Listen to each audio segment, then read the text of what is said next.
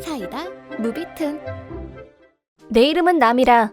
영업일을 하는 27살.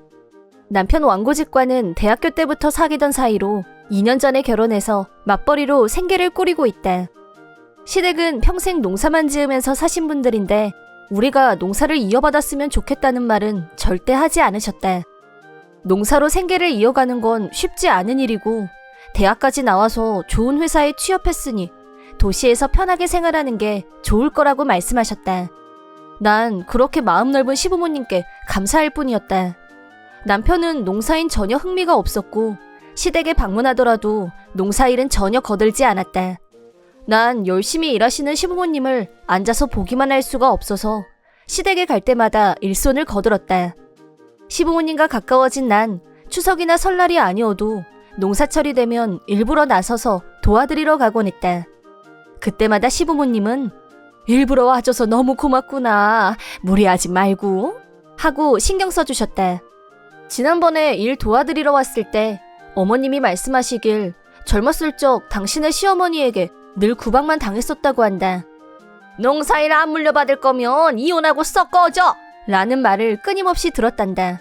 그러다 보니 나에겐 그렇게 하고 싶지 않으셨다고 한다. 그래서 당신 아들에겐 농사일을 물려받지 않아도 괜찮다고 하는 거라고 하셨다. 아버님도 그 의견을 존중하시는 것 같았고 농사일은 당신들 세대에서 끝날 거라고 결정하셨다고 들었다. 그런 시부모님께 감사하며 난 내일에도 소홀하지 않고 최선을 다했다. 그렇게 노력한 덕분인지 어느 날 상사가 날 부르더니 내가 승진하게 됐다고 했다. 내 노력이 인정받았다는 사실에 너무 기뻐서 집에 가자마자 바로 남편에게 소식을 전했다. 그러자 남편은 좋겠네 하고 뭔가 영혼 없는 반응을 보였다. 그 태도가 어딘지 마음에 걸렸지만 그냥 기분이 좀 안 좋았던 거라고 생각하기로 했다. 일이 바빠지면서 시댁에 자주 찾아뵙지 못하다가 어느새 추석이 되었다. 오랜만에 시댁에 가니 무슨 영문인지 시부모님은 나에게 농사일을 가르쳐 주시겠다며 만반의 준비를 하고 계셨다. 원래는 무리하지 않아도 괜찮아 라고 말씀해 주시는 어머님이 이날은 가르칠 게 많으니까 오늘은 정신 차리고 열심히 해야 돼 라고 하셨다. 이상하다고 생각하면서도 일단 시키시는 대로 다 했는데 해가 다 지도록 그 힘든 일을 쉴 틈 없이 가르치셨다. 평소엔 절대 나서지 않던 남편도 무슨 조화인지 이날은 같이 일을 도왔다. 아무리 생각해도 이상했던 난 저녁 식사 때 큰맘 먹고 물어보기로 했다. 시부모님 앞에서 남편에게 오늘은 일을 다 도와주고 별일이네? 라고 말하자 남편은 농부 아들인데 당연한 거 아니야? 하고 쏘아붙였다. 그러자 아버님이 네가 농사일에 관심을 두는 날이 올 줄은 몰랐지 뭐냐? 하시며 기쁘다는 듯 웃으셨다. 그게 무슨 말씀이세요? 내가 묻자 남편은 당연하다는 듯이 농사 물려받기로 했으니까 너도 일 그만둬 라고 했다.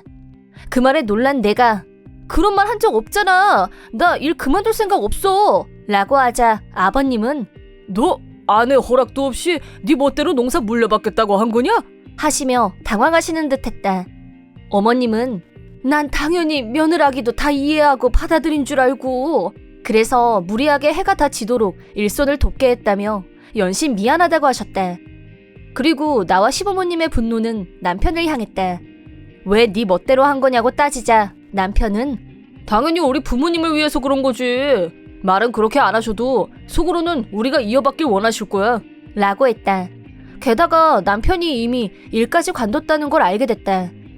아무런 대화도 없이 멋대로 결정하다니 무슨 생각이었냐고 다그쳤다. 아무래도 사실을 털어놓을 생각은 없어 보였고 오히려 적반하장으로 나왔다.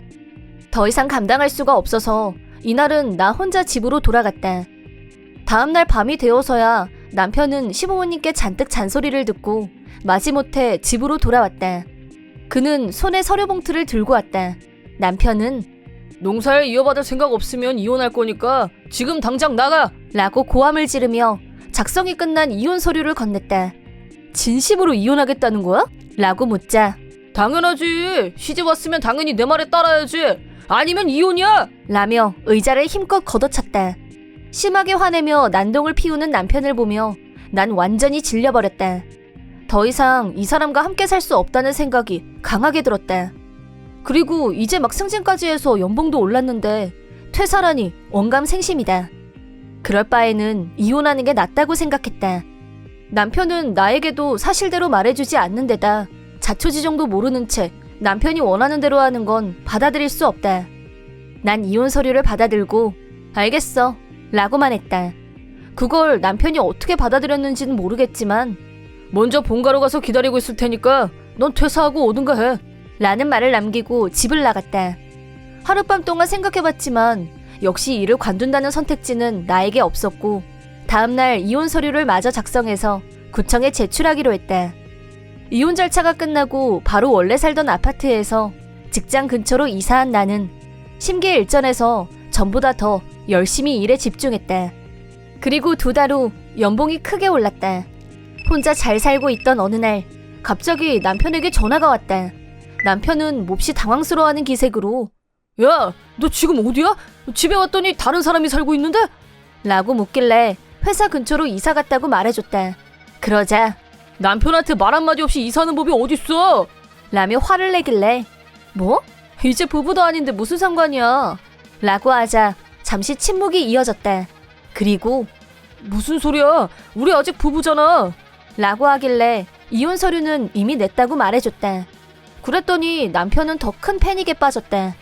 왜 멋대로 행동하냐고 뭐라고 하길래 아무 말도 없이 마음대로 농사일을 이어받겠다고 정하고 본인 말대로 하지 않으면 이혼이라고 한 건 당신 아니냐고 말했더니 남편은 아무 말도 하지 못했다.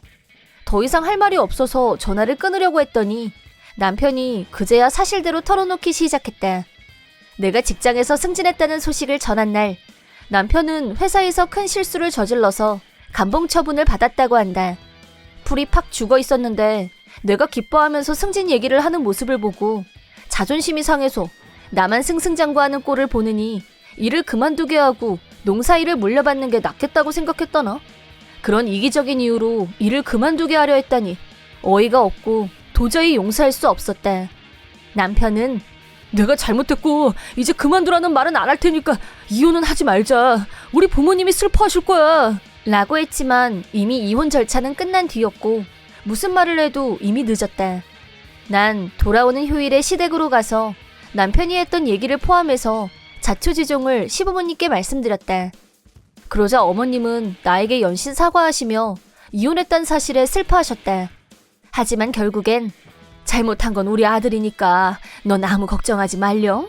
걔가 너한테 지 할머니랑 똑같은 소리를 할 줄은 몰랐는데 하시며 실망하는 기색이었다.